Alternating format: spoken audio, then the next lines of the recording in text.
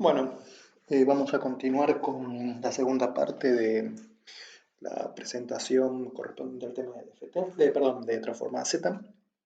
Entonces, de la misma forma que hicimos con Laplace, vamos a ver cómo a través de esta herramienta, la transformada Z, podemos analizar algunas características de los sistemas LTI. Para ello, obviamente, vamos a usar nuestra ecuación, digamos, derivada en el dominio transformado de la convolución, ¿sí? Que es esta que está acá, que nos dice que la salida del sistema en el dominio transformado es igual a la transferencia del sistema, o sea, la transformada z de la respuesta al impulso, por la transformada z de la señal de entrada, ¿sí? Entonces veamos a ver qué podemos decir, ¿sí?, sobre un sistema, o cómo, mejor dicho, se mapean ciertas propiedades de un sistema en la transformada z y su correspondiente región de convergencia, ¿no? O sea, entonces, primero pensemos el problema de la estabilidad. Nosotros sabemos que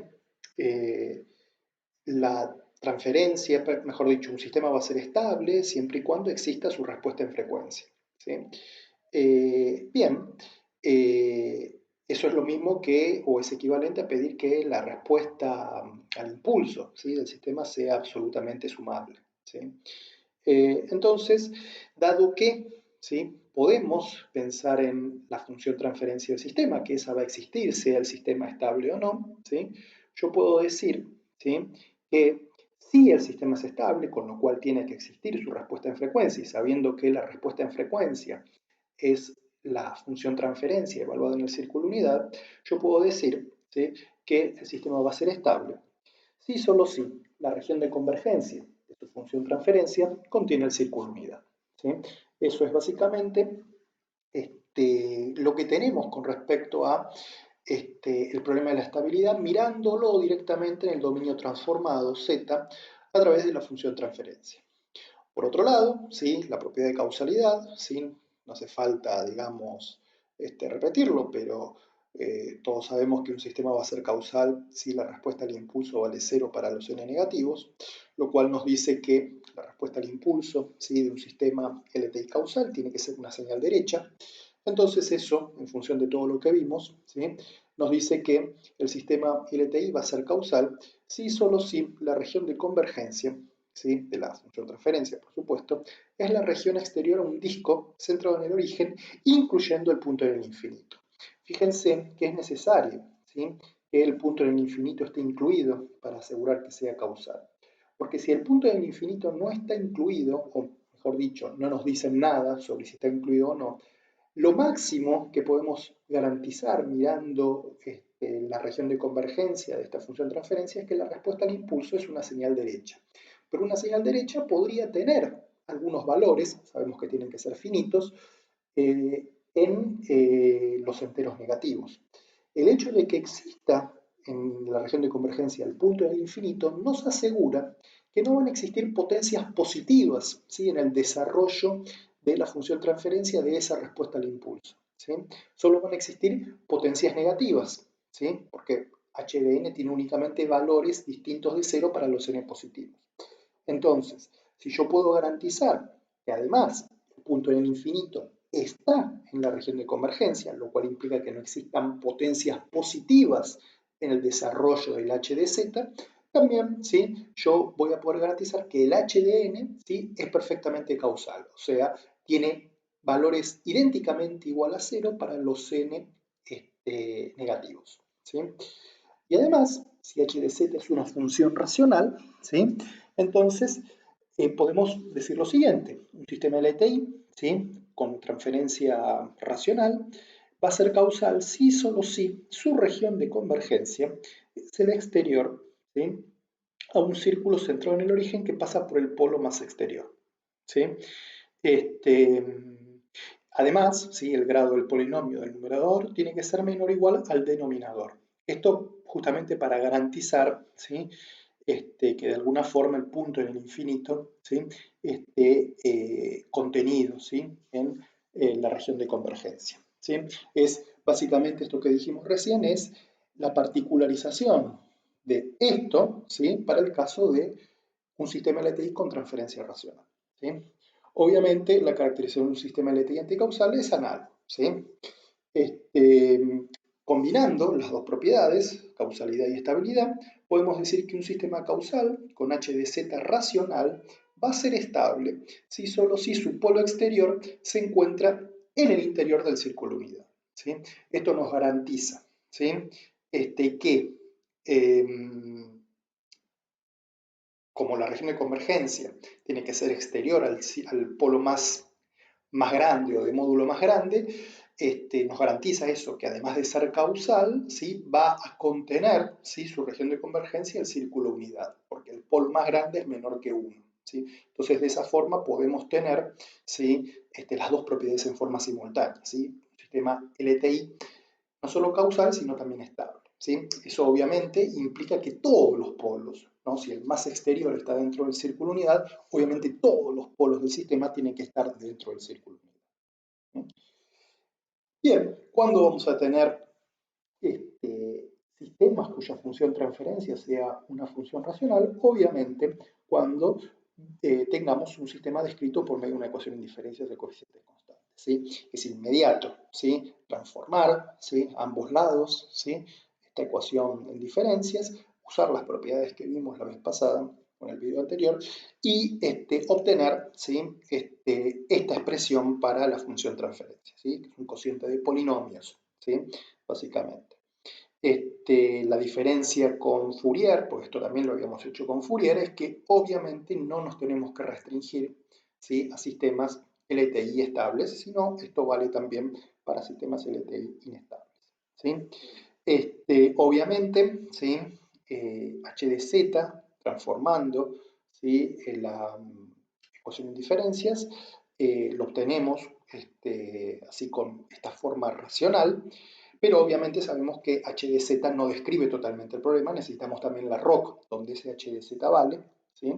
Y obviamente para eso tenemos que saber alguna información extra, ¿sí? Sobre el sistema, ¿sí? Por ejemplo, si a nosotros nos dicen que tenemos, por ejemplo, la condición de reposo inicial, sabemos que el sistema va a ser causal, ¿sí? Entonces, combinamos esa información, ¿sí? Con la información de h de z y dónde están todos los polos y ya nos vamos a dar una idea de si el sistema va a ser estable o va a ser inestable, ¿sí? Simplemente usando la propiedad de que es causal y por ende su región de convergencia tiene que ser el exterior a un círculo, ¿sí? Así que, bueno, esa es una cuestión que tenemos que agregarla, ¿sí? De alguna forma y que no quede implícita directamente haciendo la transformación de la ecuación de diferencia. Necesitamos un pedazo de información extra que, bueno, nos lo puede dar, por ejemplo, la condición de reposo inicial. ¿Sí? Algo parecido sería con la transformada de Laplace.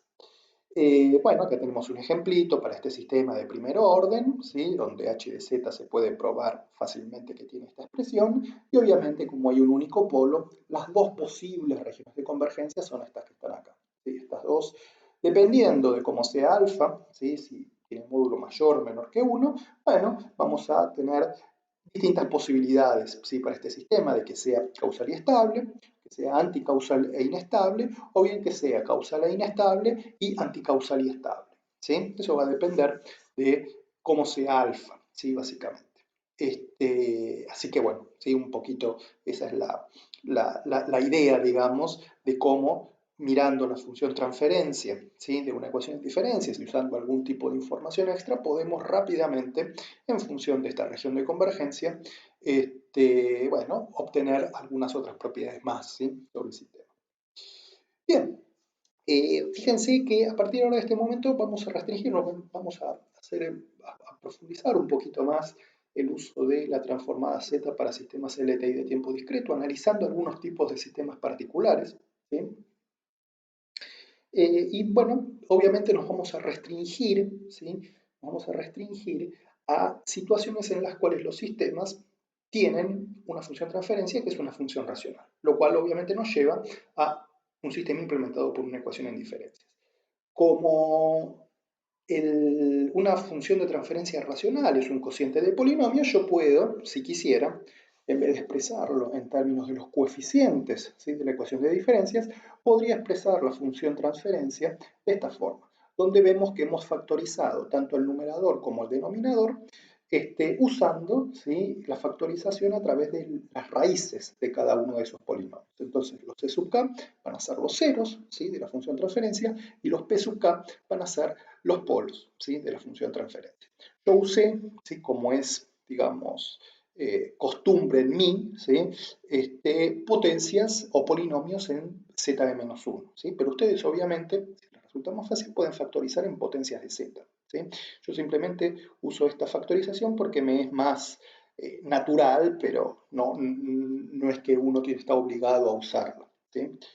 Bien, entonces vemos que, ¿sí?, si los coeficientes, ¿sí?, del numerador y el denominador son reales, entonces la respuesta al impulso obviamente tiene que ser una función real, ¿sí? Eso uno lo ve rápidamente de la ecuación en diferencia. Si la ecuación en diferencia tiene coeficientes reales, ¿sí?, entonces cuando yo la excito con una delta de Dirac, la salida van a ser números reales también, ¿sí? Entonces, si yo tengo un sistema, ¿sí?, descrito por una ecuación de diferencia con coeficientes reales, lo cual implica que su respuesta al impulso es una función real, ¿sí?, estos polinomios, ¿sí?, son polinomios de coeficientes reales. Como son polinomios de coeficientes reales, los ceros, tanto del numerador o del denominador, o bien son reales o bien aparecen en pares complejos conjugados, ¿sí? Esto es una propiedad muy conocida, ¿sí?, de polinomios, ¿sí?, que ustedes seguramente conocen muy bien. Eso significa que la función transferencia la podemos escribir, ¿sí?, de esta forma, donde en C sub k, ¿sí?, denoté los ceros reales de la función transferencia, los B sub k son los los ceros complejos conjugados de la función transferencia, E sub k son los polos reales y F sub k son los polos, ¿sí?, complejos conjugados de la función transferencia. Fíjense, ¿sí?, que denotando con M1 y N1 los ceros y polos reales, con M2 y N2 los ceros y polos complejos conjugados, es fácil, ¿sí?, probar que el orden del polinomio del numerador se puede escribir como M1 más 2 veces M2 y el del denominador, ¿sí?, como N1 más 2N2, ¿sí? Algo bastante simple, digamos, de comprar, ¿sí?, o de creer. El caso en el que la ecuación de diferencias no sea recursiva, lo cual da lugar a un sistema F y R, es muy fácil chequear que la función transferencia toma esta forma, ¿sí? Es básicamente un polinomio. No es más un cociente de polinomio, es un polinomio a secas en potencias de z a la menos 1, pero un polinomio al fin. ¿Está bien? Obviamente la respuesta al impulso, ¿sí?, de este sistema es muy fácil chequear, que son los coeficientes, ¿sí?, de la ecuación en diferencia, ¿sí?, de la parte no recursiva, que es la única que existe en este caso.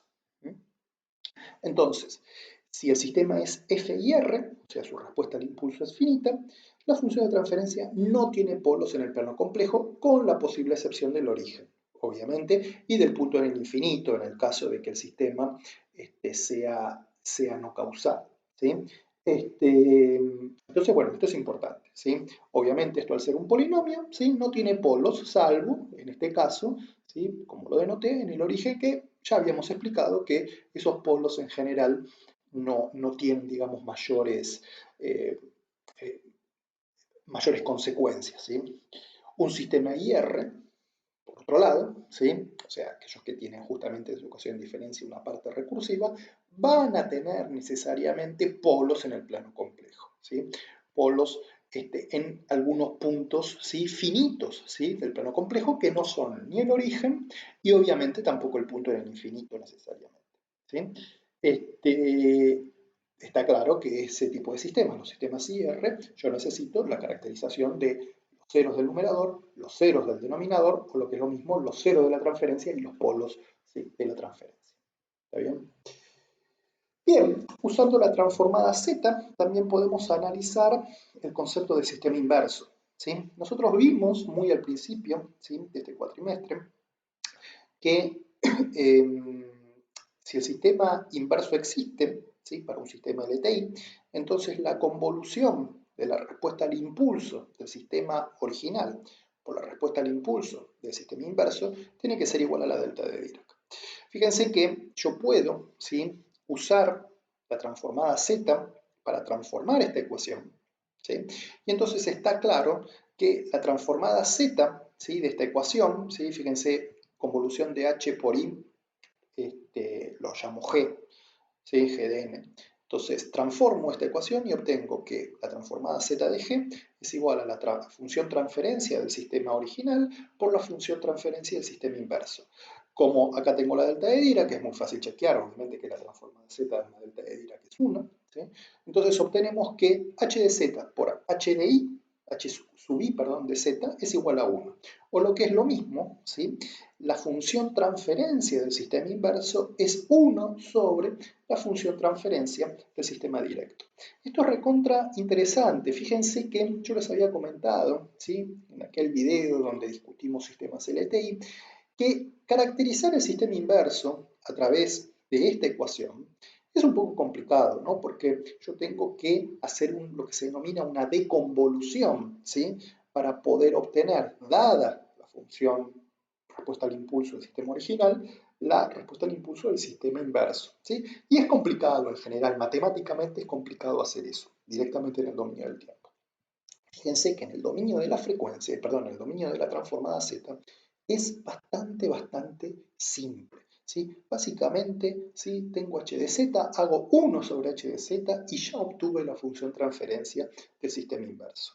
Fíjense que, volviendo al caso en el que yo factorizo la función transferencia del sistema directo en términos de sus ceros y de sus polos, ¿sí?, el sistema inverso va a tener obviamente esta expresión. ¿Qué es lo que nos dice eso? Que los polos de h de z en el sistema inverso se convierten en los ceros y viceversa. Los ceros del sistema directo, del sistema original, se convierten en los polos, ¿sí?, del sistema inverso, ¿sí? Bastante interesante, ¿no?, la propiedad. Por supuesto, ¿sí?, que necesitamos también definir la región de convergencia.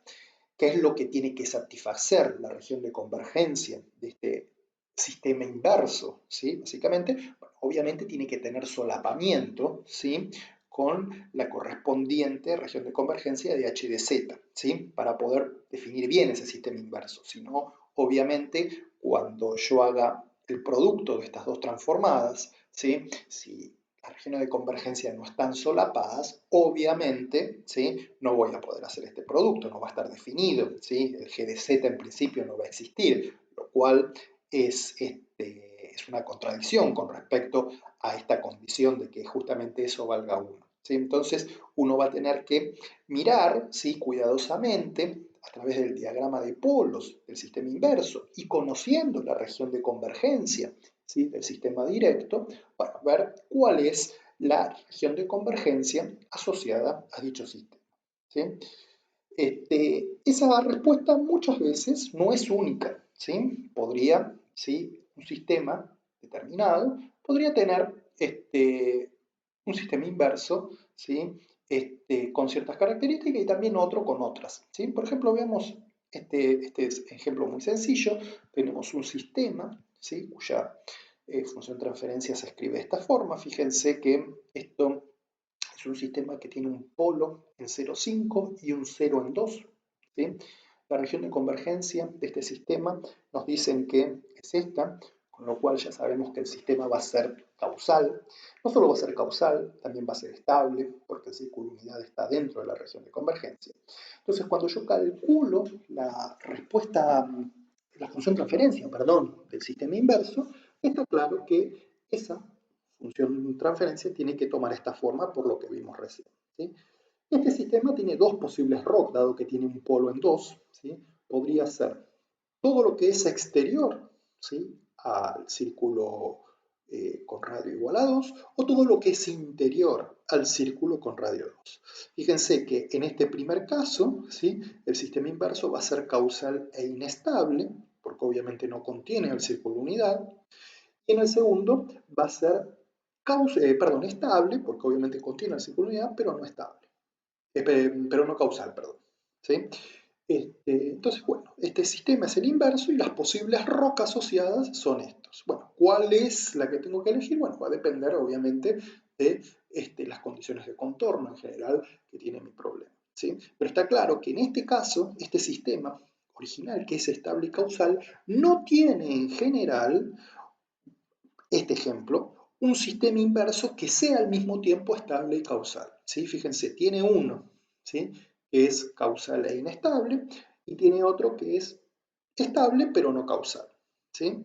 Si h de z es causal con ceros, ¿sí? En C sub k, entonces el sistema inverso será causal, obviamente, si la roca asociada con el mismo la elegimos de esta forma. ¿Sí? Eso está claro. Si además nosotros tenemos que los ceros del sistema directo son todos tales que el módulo de los mismos es menor que 1, entonces si el sistema es causal, el inverso es causal, lo cual nos da esta región de convergencia, por esta condición que está acá, nos va a garantizar también que el sistema inverso sea estable. ¿Sí? O sea, es muy fácil, ¿sí? Verificar, digamos, estas condiciones. Fíjense que este sistema que tenemos acá no verifica esto, porque el cero del sistema directo, en este caso hay uno solo, ¿sí? Tiene módulo mayor que 1. Entonces, es imposible lograr, ¿sí? Para este sistema, un sistema, ¿sí? Inverso que sea al mismo tiempo estable y causal. ¿Cuándo lo podríamos lograr eso? Bueno, si el cero hubiera quedado dentro del círculo unidad. Entonces, con este mismo polo, si el cero hubiera estado dentro del círculo unidad, por ejemplo, decir que el cero estaba en 0.9, ¿sí? Entonces el sistema inverso lo podíamos hacer estable y causal, ¿sí? Justamente por esta condición. ¿Sí? Bien, otro tipo de sistemas relevante, ¿sí? En términos de los sistemas LTI, o un tipo particular, digamos, de sistema LTI que a veces puede ser muy interesante tener, son los que se denominan los sistemas pasatodos. ¿Sí? Este sistema, fíjense, es un sistema en el cual tenemos un polo en alfa, ¿sí? Y tenemos un cero, ¿sí? En 1 sobre alfa conjugado. ¿Sí? Ustedes pueden hacer, ¿sí? El diagrama de polos y ceros de este sistema, ¿sí? Cuando lo grafiquen, asumen por ejemplo que alfa tiene módulo menor que 1, van a ver que el cero y el polo en ese sistema están espejados con respecto al círculo unidad. ¿Sí? Cuando ustedes lo grafican, ¿sí? Ese diagrama de polos y ceros, van a chequear fácilmente que el polo y el cero quedan espejados, ¿sí? Con respecto al círculo unidad. ¿Sí? Eso tiene una consecuencia fundamental, ¿sí? Y que es la siguiente. Si yo evalúo, ¿sí? La función transferencia, ¿sí? Esta en el círculo unidad, asumiendo obviamente que la ROC de este sistema contiene el círculo unidad, es muy fácil chequear que la respuesta en frecuencia se puede escribir de esta forma. Y fíjense que esto, ¿sí? Tiene módulo igual a 1, y esto, ¿sí? Es el cociente de un número complejo dividido su complejo conjugado. Con lo cual, cuando yo tomo el módulo de esto, ¿sí? El módulo, ¿sí? Siempre va a ser igual a 1 para todo omega entre 0 y 2. O sea, la función transferencia, ¿sí? De este tipo de sistemas son tales, justamente por esta simetría que tenemos entre el polo y el cero, ¿sí? Que se encuentran espejados con respecto al círculo unidad, son tales, ¿sí? Que hacen que si la ROC contiene el círculo unidad, lo cual me permite definir la respuesta en frecuencia de estos sistemas, ¿sí? Vemos que el módulo de dicha respuesta en frecuencia vale 1. ¿Sí? O sea, todas las frecuencias, ¿sí? Cuando son pasadas por este sistema, ¿sí? No sufren atenuación, ¿sí? En amplitud, obviamente. ¿Sí? Las amplitudes de todas las armónicas que yo meta por este sistema a su entrada, a su salida van a salir con la misma amplitud. ¿Sí? Para cualquier frecuencia, ¿sí? Para cualquier armónico. ¿Sí? En tiempo continuo no vimos los sistemas pasatodos, pero se definen en forma equivalente. Pueden ustedes, ¿sí? Analizar cómo sería, ¿sí? En términos de la función transferencia de un sistema LTI de tiempo continuo, cómo sería el correspondiente sistema pasatodo, ¿sí? Prototipo, ¿sí? Con un polo y un cero. ¿Sí? Pueden ustedes ver cuál sería esa forma. ¿Sí? Muy fácil, ¿sí? Se los dejo a ustedes para que lo piensen, pero sería relativamente fácil, digamos, obtenerlo. ¿Sí? Y obviamente todo lo que digamos ahora, ¿sí? Para estos sistemas pasatodos en tiempo discreto va a valer con las debidas diferencias para también sistemas de tiempo continuo, ¿sí? Pero siempre, como les dije la vez pasada, en el video pasado, a partir de este momento nosotros nos vamos a concentrar un poquito más en los sistemas de tiempo discreto, ¿sí? Porque son, si quieren, los nuevos, ¿sí? Sistemas que ustedes están viendo en esta materia. Ustedes ya tienen alguna experiencia previa con sistemas de tiempo continuo, ¿sí? Por ejemplo, en las materias de circuitos. Entonces, por eso vamos a ejemplificar todos estos conceptos que, de nuevo, se pueden, digamos, también plantear en tiempo continuo, pero los vamos a ejemplificar para tiempo discreto, ¿sí? Si yo requiero que este sistema pasa todo sea estable y causal, o sea, de que, primero, su región de convergencia sea el exterior de un círculo, y que ese círculo esté dentro del círculo unidad, para que justamente podamos definir la respuesta en frecuencia de esta forma, tenemos que pedir que el polo, ¿sí?, tenga un módulo menor que 1, ¿sí? O sea, módulo de alfa menor que 1, ¿sí? O sea, en este sistema pasa todo, el polo queda dentro del círculo unidad y el cero, que está en 1 sobre alfa conjugado, ¿sí?, queda fuera del círculo unidad, espejado con respecto al polo, con respecto a dicho círculo unidad. ¿Está bien? Bien, obviamente este es un sistema pasatodo simple, que se llama de primer orden, básicamente primer orden porque tiene un único polo y obviamente un único cero, ¿sí?, porque siempre van apareados. Podemos pensar en sistemas, ¿sí?, un poco más complejos, poniendo, ¿sí?, en cascada, por decir de alguna forma, varias secciones pasatodo de primer orden, ¿sí? Fíjense, acá tenemos, ¿sí?, ese caso. Tenemos el caso donde consideramos polos y ceros reales, ¿sí? Los dos caen justo en la misma posición, ¿sí?, sobre el círculo unidad y en la misma posición. Podemos pensar en justamente esquemas en los cuales los polos y los ceros tengan parte real e imaginaria, ¿sí? Y asumiendo que la respuesta al impulso tenga que ser real, ¿sí?, podemos imponer que la respuesta al impulso de este sistema pasatodo sea real, obviamente van a aparecer en pares complejos conjugados. Por eso aparece esta forma. ¿Está bien? Y obviamente vamos a pedir que todos los polos, ¿sí?, sean menor que 1 para que el sistema también sea estable y causal, ¿sí? Esta sería entonces la forma, si quieren, genérica de un sistema pasatodo con más polos y más ceros que 1, ¿sí?, como en este prototipo que analizamos acá, ¿sí? Los sistemas pasatodos, ¿sí?, no tenemos que confundirnos. Lo que tienen es que la magnitud de la respuesta en frecuencia vale 1.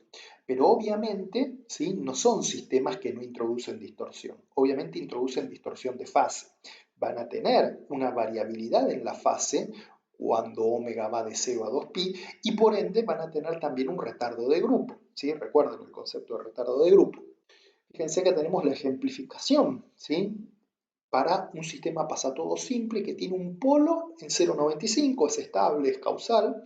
Vemos, ¿sí?, cómo obviamente la respuesta en frecuencia en magnitud, en escala logarítmica, vale 0 dB, o sea, ¿sí?, vale 1 en escala lineal para todas las frecuencias.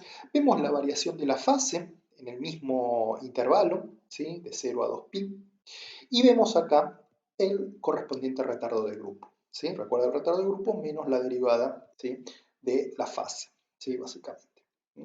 Fíjense, el retardo de grupo nos dice que, bueno, para frecuencias cercanas a 0 y cercanas a 2pi, ¿sí?, va a haber, ¿sí?, una variabilidad importante en la fase, ¿sí?, que se va a denotar, fíjense, en unidades de muestra, ¿sí? Esto significa que un armónico, ¿sí?, en una frecuencia alrededor, ¿sí?, de 0, ¿sí?, cuando yo lo vea a la salida del sistema, va a ser el armónico original con la misma amplitud, pero con un desfasaje o con un retardo en el tiempo dado por, ¿sí?, estas muestras que figuran acá en el eje vertical, ¿sí? Y lo mismo para un armónico cercano a frecuencia 2, ¿sí?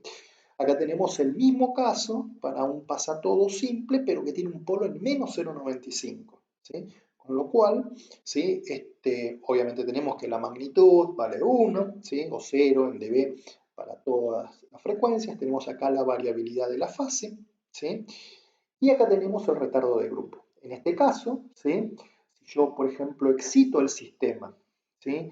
Con una armónica con frecuencia pi, a la salida, ¿qué es lo que voy a ver? Voy a ver el mismo armónico con la misma amplitud, ¿sí? Del que tenía la entrada, también de frecuencia pi, pero con un retardo temporal igual a, bueno, acá serían casi 40 muestras. ¿Sí? Eso es lo que nos está diciendo el concepto acá de retardo de grupo, ¿sí? Para, en particular, estos sistemas pasatodos. ¿Sí? O sea, es importante tener presente esto, ¿sí? Las armónicas pasan sin atenuación, ¿sí? Y sin magnificación también, debido a esta propiedad, pero ¿sí? Aparecen a la salida, ¿sí? Del sistema con un retardo, donde ese retardo va a estar dada por esta curva, ¿sí? En función de la frecuencia, ¿sí? Del armónico que estoy introduciendo en el sistema. ¿Está bien? Obviamente cuando no introduzco un armónico, sino que introduzco un paquete de armónicos, o sea, una señal determinada, ¿sí? Con una determinada forma temporal, lo que va a suceder es que, por ejemplo, en este caso, si esa señal tiene un contenido armónico importante alrededor de pi, ¿sí?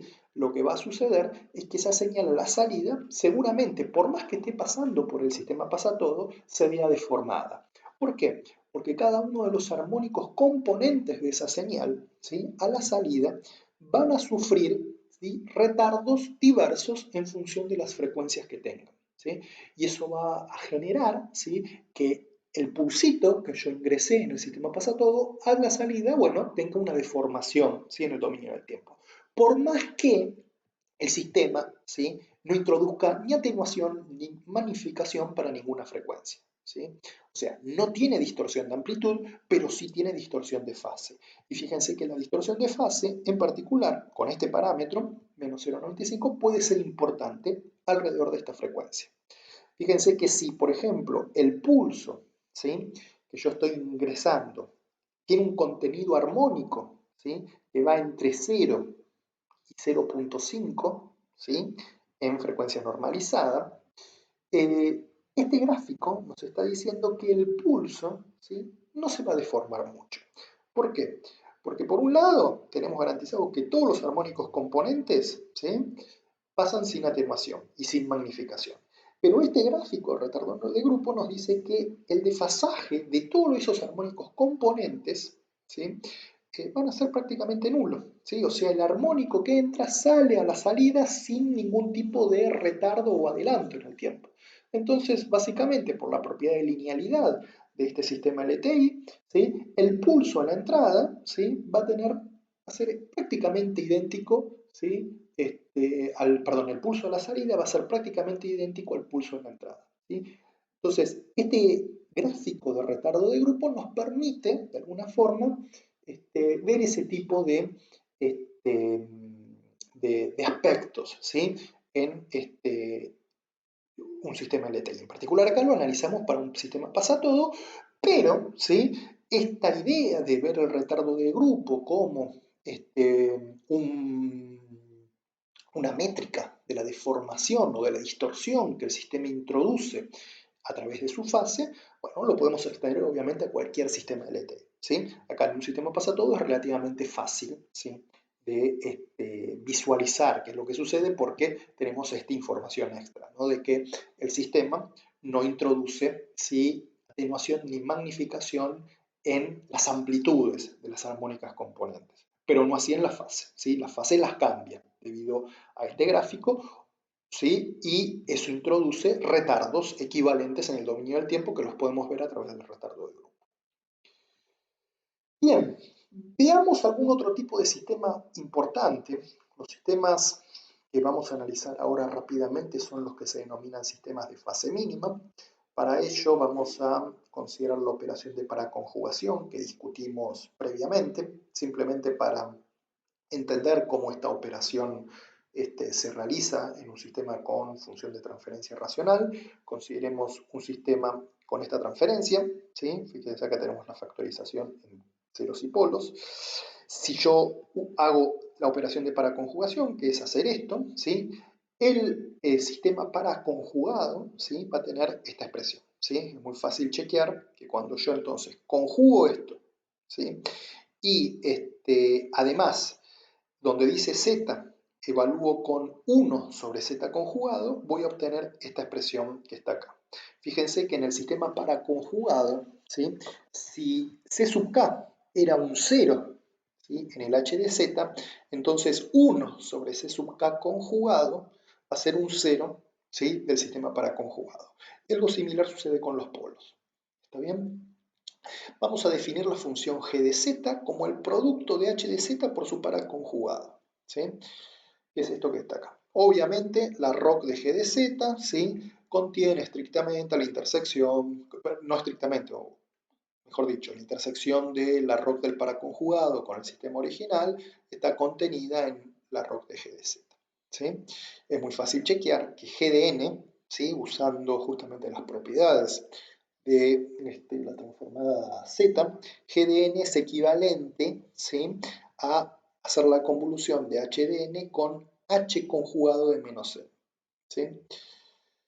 Bien, entonces g de z, ¿sí?, era el producto de h de z por su para conjugado, va a tomar esta forma, ¿sí? Entonces, lo importante que vemos en este g de z.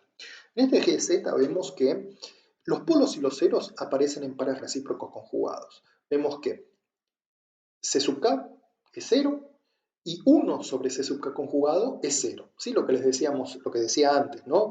En este caso sabemos, por la expresión de la que partimos, que C sub k, ¿sí?, era un 0 de h de z y, C sub k y 1 sobre C sub k conjugado es un 0 de h para conjugado.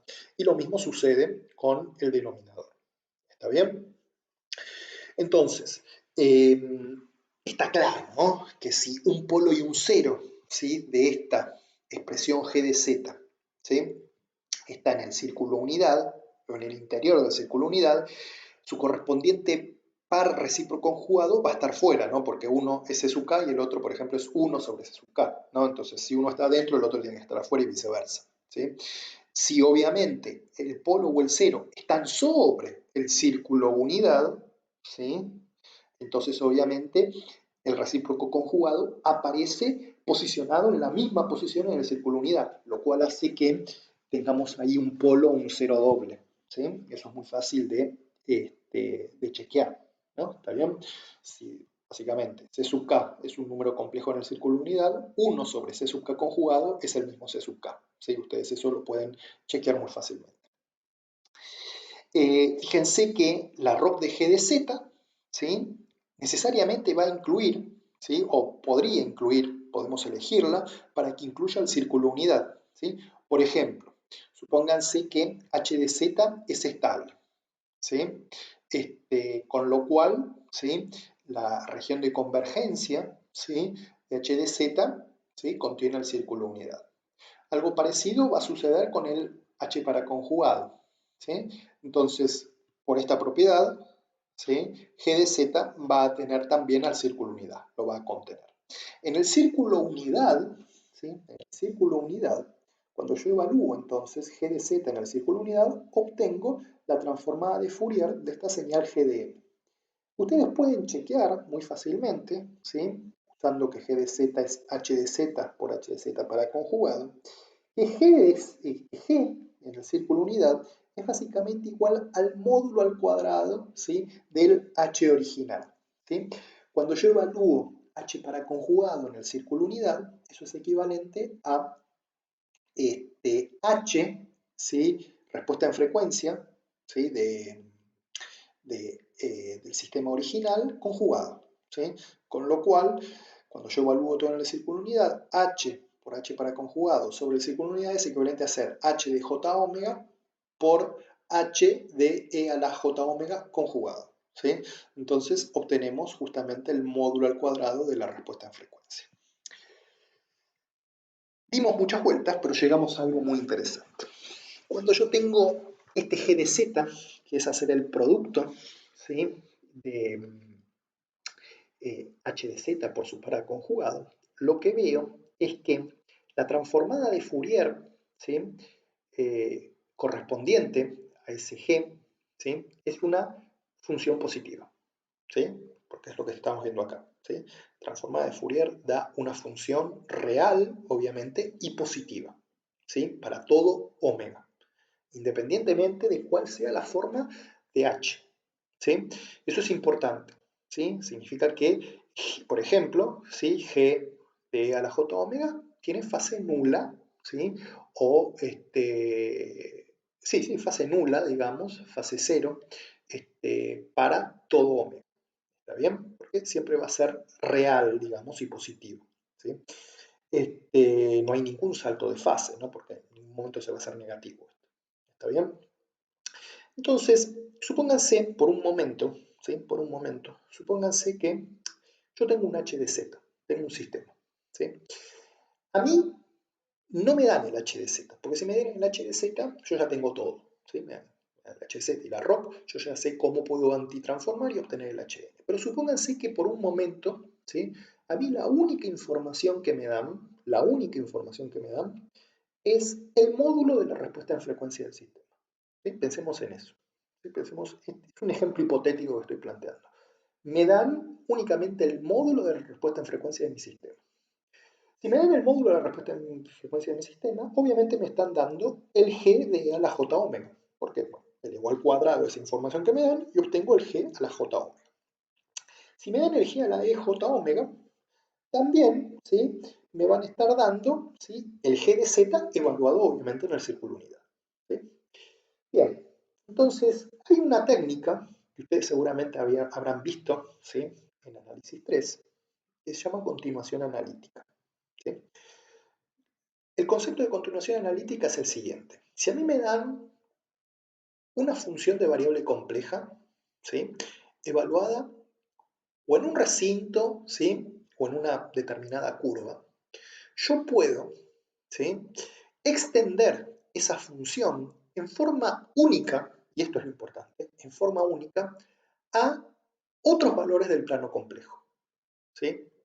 En principio incluso podría expandirlo a todo punto del plano complejo, salvo algunos puntos particulares donde hay singularidades. Entonces, si a mí me dicen cómo es el G de Z, ¿sí? Perdón, me dicen cómo es el G a la EJ omega, o lo que es lo mismo, me dicen cómo es el módulo de la respuesta en frecuencia de mi sistema. No me están dando la fase, solo el módulo. Entonces, yo me construyo esto.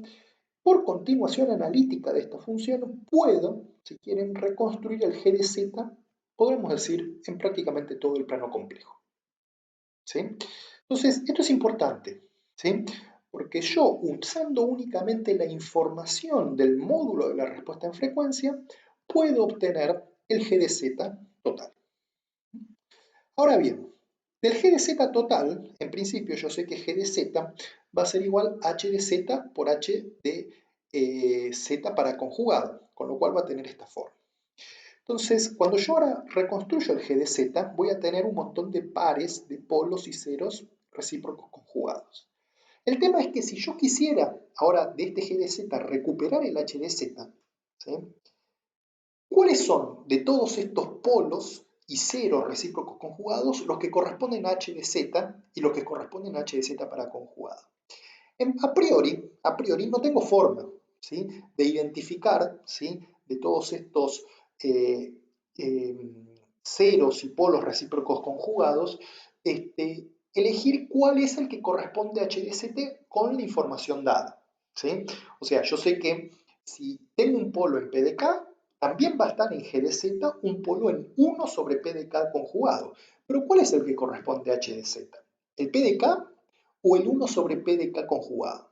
¿Sí? Ahí tenemos un problema. Si yo quisiera, partiendo del G de Z, recuperar el H de Z total. A priori es imposible hacer eso. ¿Sí? A priori es imposible hacer eso. Ahora, supónganse, ¿sí? Que si a mí me dicen que el H de Z es causal, ¿sí? Sabemos que era estable porque obviamente nos dieron la información de la respuesta en frecuencia en su módulo, ¿sí? Pero supónganse que a mí ahora me dicen que H de Z es causal. Entonces, esto lo que nos dice es que de los polos que aparecen en pares recíprocos conjugados en G de Z, todos los polos que estén dentro del círculo unidad van a ser los que corresponden a H de Z. Y los que están fuera del círculo unidad son los recíprocos conjugados de los primeros y deberían corresponder H de Z para conjugado. ¿Sí? Fíjense cómo vamos reconstruyendo la información sobre el sistema usando la respuesta en frecuencia en módulo, ¿sí? Y esta información extra que nos dan ahora de que el sistema es causal. Con lo cual, con la idea, con la información extra de que el sistema es causal, podemos recuperar del G de Z todos los polos que corresponden ¿a quién? Al H de Z. ¿Qué pasa con los ceros? Bueno, los ceros a priori no los podemos recuperar porque el sistema sea causal y sea estable, no nos dice, no nos da garantía de que los ceros estén dentro, ¿sí? Del H de Z original, estén dentro o fuera del círculo unidad. Podría haber ceros adentro, ceros afuera. Pero supónganse que además me dicen que el sistema H de Z tiene un inverso causal y estable. Vimos recién hace un rato que si H de Z, ¿sí? Tiene un inverso causal y estable, siendo H de Z causal y estable también, todos los ceros de H de Z tienen que estar dentro del círculo unidad. Entonces, ahora tengo información para, mirando esta expresión, saber de todos los ceros de G de Z que aparecen en pares recíprocos conjugados, cuáles corresponden efectivamente a H de Z, todos los que están dentro del círculo unidad. Entonces, fíjense qué es lo que hemos logrado con esto, ¿sí? Dimos muchas vueltas, pero fíjense que la conclusión es extremadamente simple. Si el sistema H de Z es estable y causal, y al mismo tiempo su inverso es estable y causal, yo, conociendo únicamente el módulo de la respuesta en frecuencia del sistema H de Z, puedo reconstruir el H de Z completo. Porque fíjense cómo fue la seguidilla de pasos que hicimos. Me dieron módulo de HD a la J omega. Listo. Eso me dice que el sistema es estable, seguro. Con módulo de HD a la J omega, construyo GD a la J omega. Haciendo esto. Con este hago una continuación analítica y reconstruyo el G de Z total. Con el G de Z total y usando que el sistema es causal, puedo identificar en el G de Z, ¿sí? Cuáles son los polos, ¿sí? Que corresponden al H de Z, que son todos los que están dentro del círculo unidad. Y además, sabiendo que el sistema H de Z tiene inverso estable y causal, también sé que todos sus ceros tienen que estar dentro del círculo unidad, con lo cual, de los ceros de G de Z, ¿sí? Identifico, ¿sí? Los que corresponden a H de Z como aquellos que están dentro del círculo unidad. Como entonces pude obtener de G de Z todos los polos de H de Z y todos los ceros del sistema, sabiendo que además el sistema es estable y causal, lo cual me dice qué forma tiene que tener la ROC, he reconstruido H de Z total. Y si tengo H de Z global, ¿sí? O completo, ¿sí? Puedo calcularle, si quiero, también su transformada de Fourier, no el módulo de la transformada de Fourier, que es lo que me dieron originalmente, sino la transformada de Fourier completa. En la transformada de Fourier completa voy a tener información del módulo, que ya la tenía previamente, pero ahora también voy a tener la información de fase. O sea, ¿a qué llegamos con todo esto? Que cuando un sistema H de Z es estable y causal, y su inverso también es estable y causal, conocer únicamente el módulo de la respuesta en frecuencia me da toda la información del sistema. O dicho de otra forma, conociendo el módulo de la respuesta en frecuencia, si quisiera, puedo, ¿sí? Reconstruir la fase, ¿sí? De la respuesta en frecuencia del sistema. O lo que es lo mismo, la fase de la respuesta en frecuencia del sistema es función de el módulo de la respuesta en frecuencia. Cuando tenemos estas propiedades, ¿no? Del sistema, es estable y causal, y su inverso también es estable y causal, ¿sí? Dimos toda esa vuelta, ¿sí? Usando la continuación analítica para probar este resultado, de que cuando un sistema H de Z es estable y causal y su inverso es estable y causal, yo puedo reconstruir la fase del sistema conociendo únicamente el módulo de la respuesta de frecuencia. Fíjense que esto no es cierto si el sistema no tiene inverso estable y causal. ¿Sí? No tenemos, digamos, forma en principio de, dada la información del módulo de la respuesta en frecuencia, reconstruir la fase del sistema. ¿Sí? No tendríamos la información para hacerlo.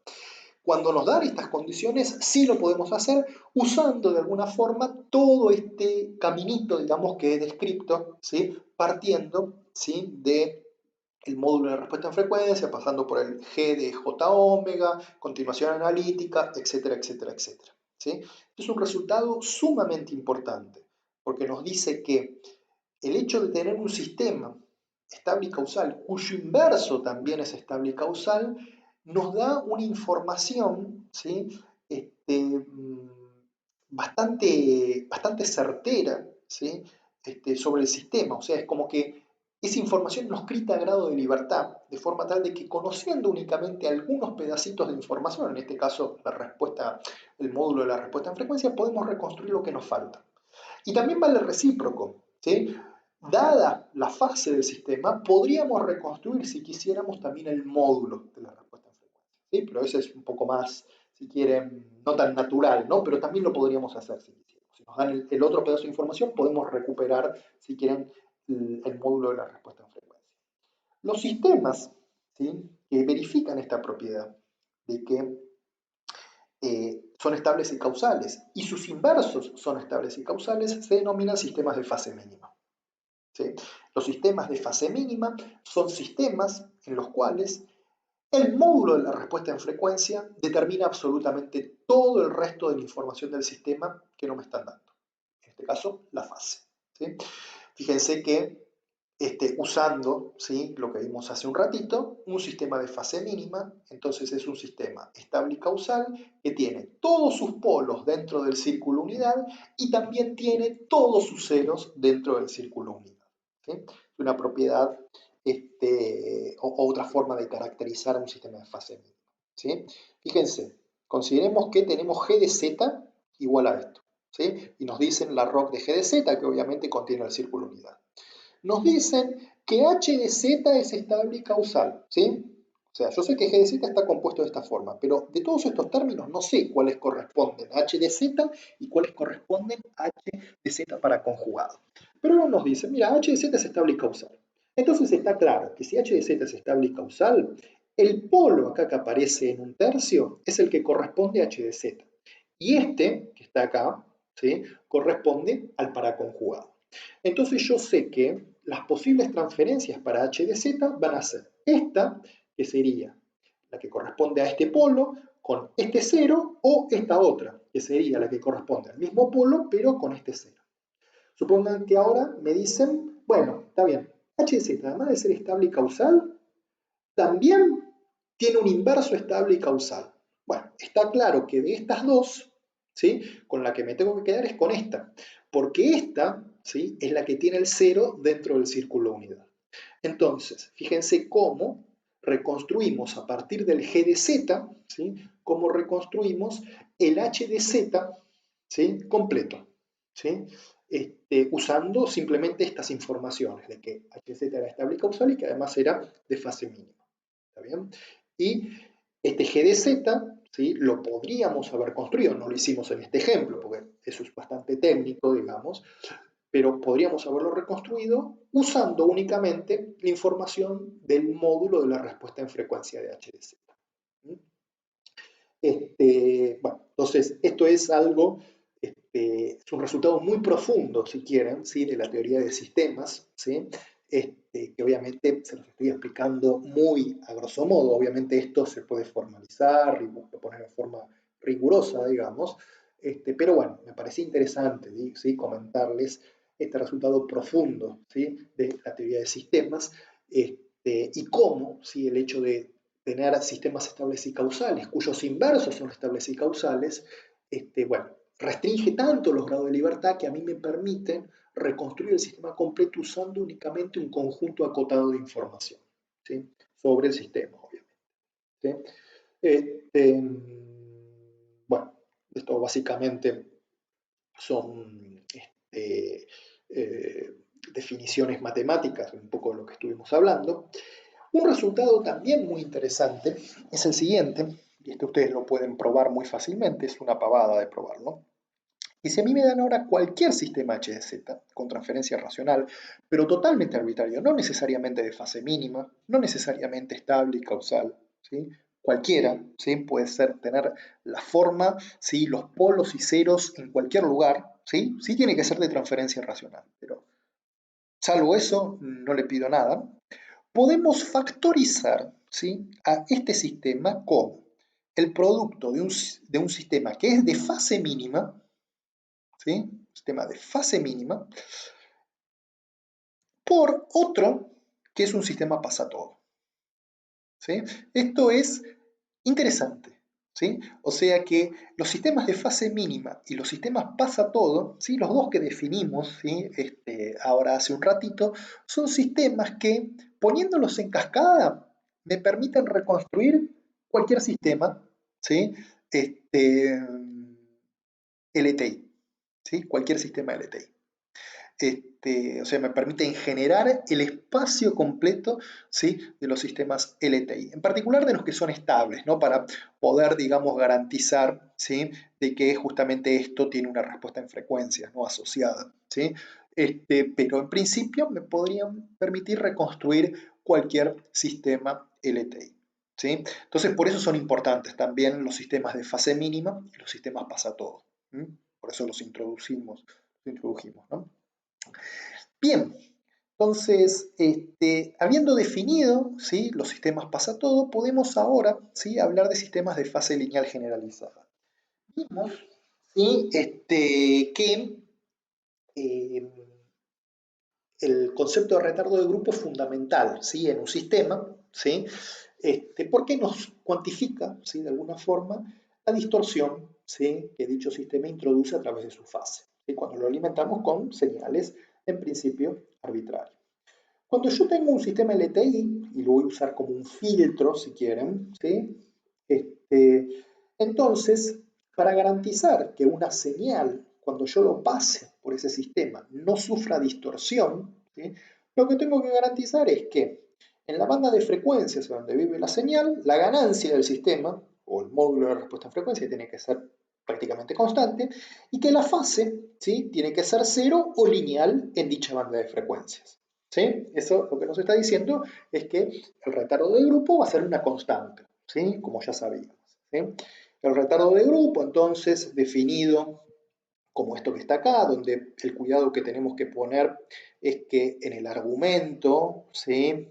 Trabajemos con la fase extendida, ¿sí? O sea, que cuando hay un salto de pi a menos pi, bueno, esos dos puntitos, ¿sí? Evitamos el salto y los unimos y hacemos una fase que sea totalmente continua, sin discontinuidades, ¿sí? Para que la derivada esté bien definida, ¿sí? No, eso no cambia nada, porque obviamente en la fase yo sumo valores de pi o de 2pi, la cosa no cambia salvo un signo, ¿sí? En el caso de que sean saltos de pi. Entonces no es algo sumamente serio, digamos, hacer eso, o sea, de trabajar con la fase extendida. Entonces, si la fase tiene que ser lineal, por ejemplo, no es cero, pero es lineal, obviamente el retardo de grupo va a ser una constante. Y obviamente la respuesta en frecuencia, ¿sí? Del sistema total va a ser este módulo, ¿sí? Por el factor e a la j omega alfa, donde alfa es el retardo de grupo, ¿sí? Esto es lo que se denomina un sistema de fase lineal, ¿sí? Un sistema de fase lineal tiene que garantizar, ¿sí? Esta expresión, ¿sí? Para su respuesta en frecuencia. ¿Está bien? Bien, entonces veamos un caso muy simple, ¿sí? El sistema que está acá, ¿sí? Donde hay una frecuencia de corte, ¿sí? Este obviamente es un sistema de fase mínima porque justamente obedece a la factorización que teníamos antes. Fíjense, en este sistema el módulo de H, ¿sí? Es básicamente un escalón, ¿sí? Un escalón que va, perdón, un pulso cuadrado en la frecuencia que va entre menos omega c y omega c, ¿sí? La respuesta, la respuesta al impulso de este sistema es muy fácil chequear que tiene esta forma. Fíjense, es una zinc, con lo cual sabemos que esto es inestable, no causal, ¿sí? Tiene un montón de, de situaciones, o sea, no es absolutamente sumable, ¿no? La respuesta al impulso. Lo que sí vemos es que es muy fácil chequear que HDN, ¿sí? Tiene simetría, ¿sí? Fíjense que HDN se puede también escribir de esta forma, como H de 2 alfa menos N. Eso significa que si yo me paro en el punto alfa y miro para un lado, a la izquierda, y miro a la derecha, veo exactamente lo mismo, ¿sí? Eso es natural por la forma de la zinc, ¿no? Esta es una zinc que está centrada en alfa, y sabemos que la zinc con respecto al origen, ¿sí? Es una función par. Entonces, vemos que efectivamente la respuesta al impulso de este sistema, digamos, tiene una simetría, ¿sí? Importante, ¿sí? Esta simetría que aparece en la respuesta al impulso no es mágica, no apareció por arte de magia, sino que apareció justamente por la condición de que el sistema es de fase lineal, ¿sí? O sea, un sistema de fase lineal, en principio, vemos, por lo menos en este ejemplo muy sencillo, que su respuesta al impulso tiene una simetría particular en el dominio del tiempo. ¿Sí? En este caso, una simetría par. ¿Sí? Eso es importante. ¿Sí? De hecho, ¿sí? Se puede probar, ¿sí? Que todo sistema, ¿sí? De fase lineal con retardo de grupo igual a alfa, constante, obviamente, y que además 2 alfa sea un número entero, ¿sí? Satisface justamente esta condición de simetría. O sea, esto, que acá lo ejemplificamos para este sistema en particular, lo satisface en cualquier sistema de fase lineal con estas condiciones, ¿sí? O sea, esta condición de simetría en la respuesta al impulso. Podemos ser un poco más generales y definir lo que se denomina un sistema de fase lineal generalizada, ¿sí? Un sistema de fase lineal generalizada se expresa de esta forma, donde ahora el A, ¿sí? No necesariamente es un número positivo. Es un número real, sí, para todo omega, pero puede tomar valores positivos o negativos. Fíjense que cuando yo paso de un positivo a negativo, ¿sí? Eso es como que aparece un salto de fase de valor pi, ¿sí? Fíjense que eso no cambia, ¿sí? La cuestión del retardo de grupo, porque obviamente para definir el retardo de grupo yo voy a trabajar con la fase lineal, la fase generalizada, ¿sí? La fase continua, ¿sí? Compensando por esos saltos, ¿sí? Cuando el A vaya cambiando de signo. Así que no es un problema, ¿sí? Como les decía antes. Entonces uno puede ser un poquito más general y no necesariamente pedir que la función que va acá sea positiva, ¿sí? Puede pedir que sea real, seguro, eso sí, lo tenemos que garantizar, pero que pueda tener cambios de polaridad, ¿sí? Sin ningún problema. Y obviamente cuando uno para este sistema calcula, ¿sí? El retardo de grupo, ve que es constante y que es igual a alfa, ¿sí? Sin mayores problemas. Con lo cual, esto se denomina un sistema de fase lineal generalizada, porque no es de fase lineal, fíjense que además acá puede aparecer una constante y además están todos estos saltos, ¿sí? Cuando A cambia de polaridad, cambia de signo, pero vemos que desde el punto de vista del retardo de grupo, este sistema, ¿sí? Se comporta de la misma forma que un sistema de fase lineal, ¿sí? Tiene retardo de grupo constante para todas las frecuencias y por eso, ¿sí? Nos interesa, ¿sí? Considerar este caso un poquito más general, ¿sí? Porque desde el punto de vista de lo que queremos graficar, que es esta idea de distorsión nula, ¿sí? A través de la fase del sistema, bueno, estos sistemas lo siguen cumpliendo, ¿sí? Como un sistema de fase lineal exacto, ¿sí? Bien, es muy fácil, ¿sí? Probar, ¿sí? Que para tener un sistema de fase lineal generalizada, una condición necesaria, ¿sí? Es que la respuesta al impulso verifique, ¿sí? Esta ecuación que está acá, para todo omega, ¿sí? O sea, esto me dice lo siguiente. Si yo fijo un alfa y fijo un beta y consigo un HDN que para todo omega verifique esta condición, entonces el sistema representado por esta respuesta al impulso va a ser de fase lineal generalizada, ¿sí? Esa condición, ¿sí? No es suficiente, ¿sí? Puede haber sistemas que, eh, que, o sea, que sean de fase lineal, la verifiquen, perdón, que verifiquen esta condición, pero no necesariamente sean de fase lineal generalizada. Pero si un sistema es de fase lineal generalizada, bueno, va a verificar, digamos, esta ecuación que está acá. ¿Sí? Y obviamente, si a mí me dicen, bueno, a ver, construite un sistema de fase lineal generalizada con retardo de grupo alfa, ¿sí? Decime a ver cómo es la respuesta al impulso, obviamente, ¿sí? Usar esta ecuación para diseñar, digamos, ese sistema es bastante complicado, como todos se darán cuenta, ¿no? No es nada simple, digamos, analizar esta ecuación y ver cómo tiene que ser HDN para un determinado alfa, ¿sí? Cómo tiene que ser HDN para justamente verificar esta ecuación. Sin embargo, tenemos el siguiente teorema que no probamos, ¿sí? Ahora se dan cuenta que estamos viendo cosas un poquito profundas, ¿sí?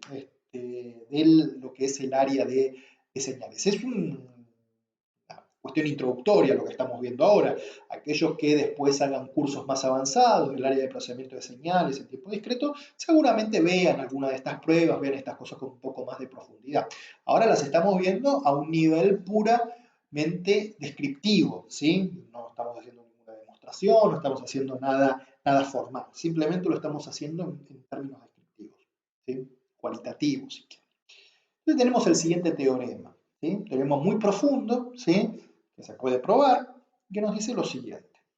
Si tenemos un sistema, un filtro, cuya respuesta al impulso, HDN, es real, y además este sistema es causal y es estable, y es de transferencia racional, ¿sí?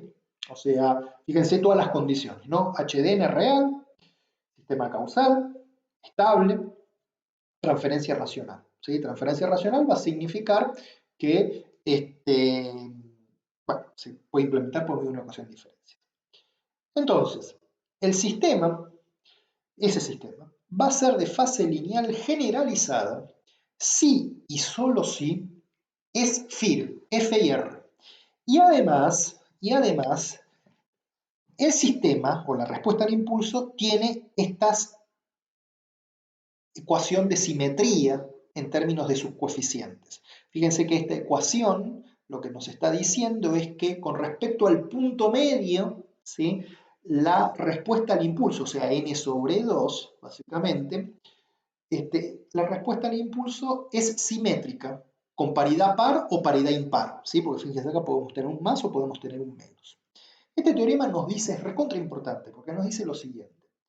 Si vos estás buscando tener un sistema de fase lineal generalizada, porque a vos te interesa tener un sistema que no introduzca distorsión de fase, y además necesitas que obviamente el sistema sea estable para poder implementarlo, sea causal, porque te interesa poder implementarlo en tiempo real, entonces, ¿sí? Vas a tener que necesariamente, ¿sí? Implementar un sistema que sea de transferencia racional, o sea, que lo puedas implementar por medio de una ecuación en diferencias, y que además su respuesta al impulso sea finita. O sea que esta ecuación en diferencias que me define este sistema no tiene parte recursiva. ¿Sí? Únicamente, la salida depende únicamente de la entrada o de valores pasados de la entrada, pero no de valores pasados de la salida.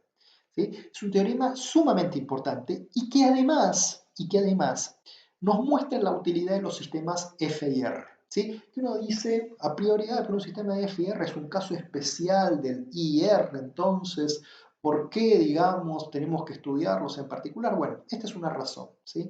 Los sistemas F y R, ¿sí? A la luz de este teorema, nos garantizan, ¿sí? Cosas que un sistema IR general no nos permite, digamos, garantizar. ¿Sí? Un sistema con respuesta al impulso infinita no puede ser simultáneamente real, causal, estable y con transferencia racional. ¿Sí? Eso únicamente, ¿sí? Lo vamos a garantizar que sea de fase lineal generalizada, real, causal, estable y con transferencia racional si es un sistema FIR. Si no, no. Este teorema da condiciones necesarias y suficientes, y eso es sumamente importante, porque nos dice, mirá, no busques otra cosa. Tenés que ir a un sistema que sea FIR y que además sea causal, estable y con transferencia racional si querés tener un sistema de fase lineal generalizada. No busques, ¿sí? No busques otra cosa. ¿Sí? Obviamente que existen ¿sí? Sistemas EIR reales, causales y estables que tienen fase lineal generalizada, pero no tienen transferencia racional. ¿Sí? Si yo además requiero que la transferencia sea racional para poder implementarlo con una ecuación de diferencias, bueno, tengo que caer en un sistema en un sistema de FIR. ¿Está bien? Entonces, esto, ¿sí? Lo que nos dice es que desde el punto de vista práctico, cuando yo tengo que diseñar un sistema de tiempo discreto que tiene que tener fase lineal generalizada, y bueno, a ver, no te compliques con los sistemas IR.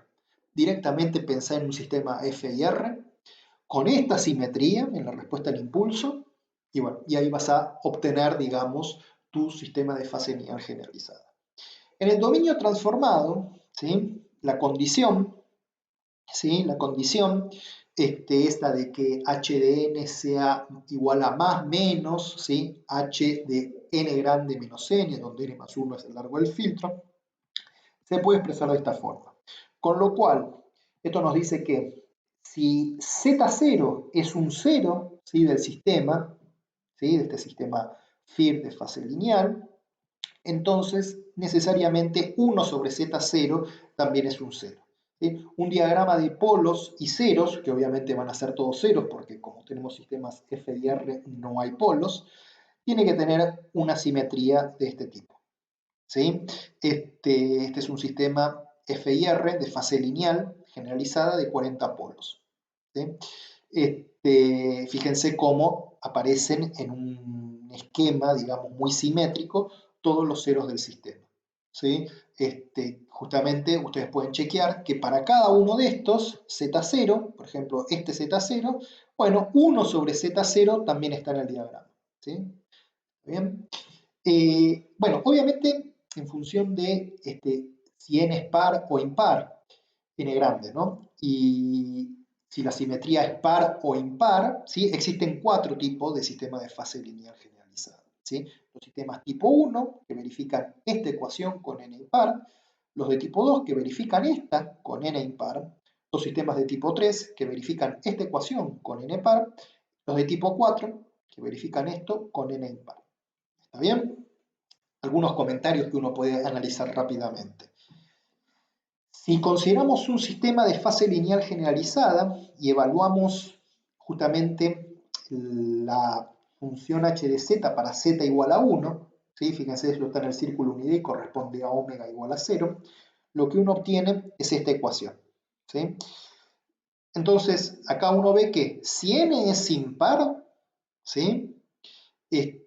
Obtenemos que para un sistema tipo 3 y tipo 4, h en 1, o lo que es lo mismo, la respuesta en frecuencia evaluada a frecuencia 0, tiene que valer 0. Esto significa que si yo quiero, ¿sí? Si yo quiero obtener un sistema de fase lineal generalizada que al mismo tiempo se comporte como un pasabajo, no voy a utilizar sistemas tipo 3 y tipo 4. ¿Sí? Me voy a concentrar en los otros sistemas, tipo 1 o tipo 2. De la misma forma, si evalúo la expresión anterior genérica en z igual a menos 1, que correspondería a frecuencia pi, estoy en el círculo unidad y eso corresponde a frecuencia pi, obtenemos esta ecuación. ¿Sí? Esa ecuación nos dice que si n es par, un sistema de tipo 3 va a tener h de menos 1 igual a 0, y si n es impar, un sistema tipo 2 tendrá, ¿sí? H de menos 1 igual a 0. Eso significa que si quiero implementar un sistema que se comporte como un pasalto, ¿sí? Bueno, tengo que evitar este tipo de sistemas con los valores n par o impar según corresponda. ¿Sí? Importante, un sistema de fase mínima nunca puede ser de fase lineal. ¿Sí? Sistema de fase mínima, más recuerdan que hablamos hace un rato, nunca puede ser de fase lineal. ¿Sí? Analicen por qué. ¿Sí? No es difícil darse cuenta, ¿sí? En función de cómo son los diagramas de polos y ceros para un sistema de fase mínima y para un sistema de fase lineal generalizada, de acuerdo a esto que analizamos acá. Que vimos acá. Bien. Bueno, vamos a cortar acá y después continuamos esto en una segunda parte.